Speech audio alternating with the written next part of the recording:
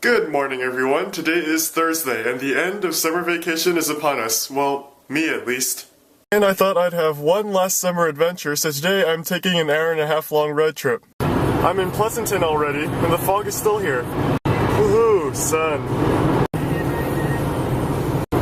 Hey, it's Highway 5. Let's go to Disneyland. I'm now in the city of Tracy, Highway 205.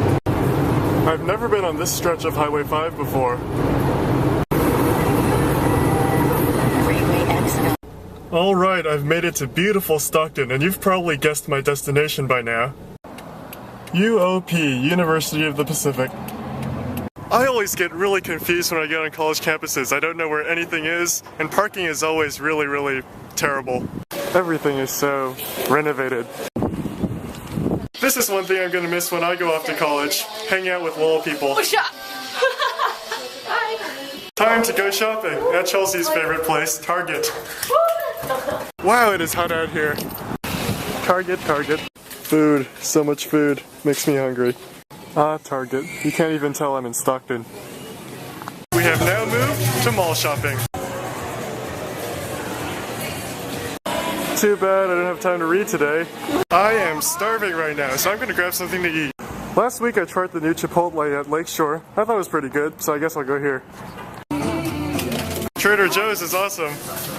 Alright, time for me to go home. Back to Highway 5. Just 300 miles to Los Angeles. Let's go. I'm gonna miss California. Look at the San Francisco clouds up ahead. I hate rush hour traffic. Finally home. Going there only took an hour and a half, but coming back, hour 45, thanks to the traffic.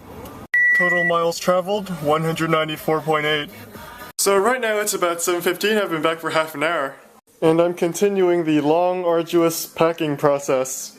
And it's a lot harder than I imagined because I can only take like 2 suitcases and never know what I might eventually need. But overall, this will be an interesting journey. So when I was hanging out around the dorms today at UOP, a lot of friendly people came up to me and introduced themselves. Thinking perhaps I was a new student there, but of course I wasn't. But I've noticed that whenever people move into college for the first time, they tend to be really friendly. And that certainly is a good thing because one of the main purposes of going to college at all is meeting new people. And I've also noticed that the best way to make good friends is to be a good friend. Now that's a pretty obvious and simple observation, but all this gets me a little bit more excited about starting college. But all this kind of introduces me to a new problem or issue.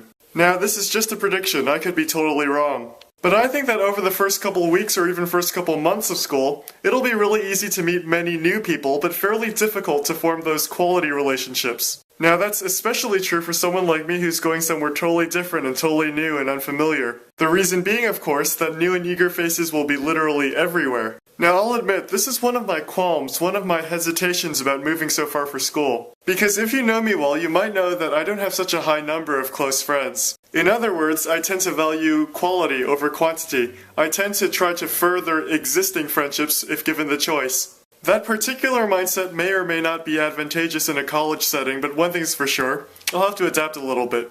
But that's okay. Life is a learning process. Life is a growing process.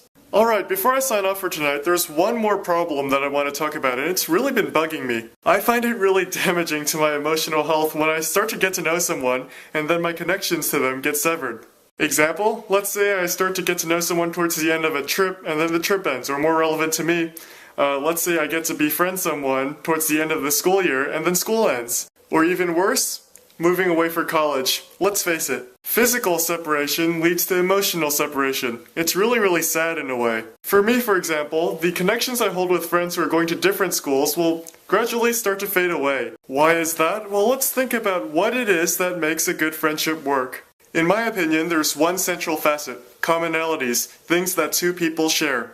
Shared interests, shared talents, shared backgrounds. Wow, that was a tongue twister. But when you get to a shift as radical as going to different schools, the commonalities between two people will start to fade. Eventually, there are fewer things to talk about, there are fewer things to share. And again, I find this really sad. It's certainly not something I want to happen, but I guess it's something that I'll have to deal with.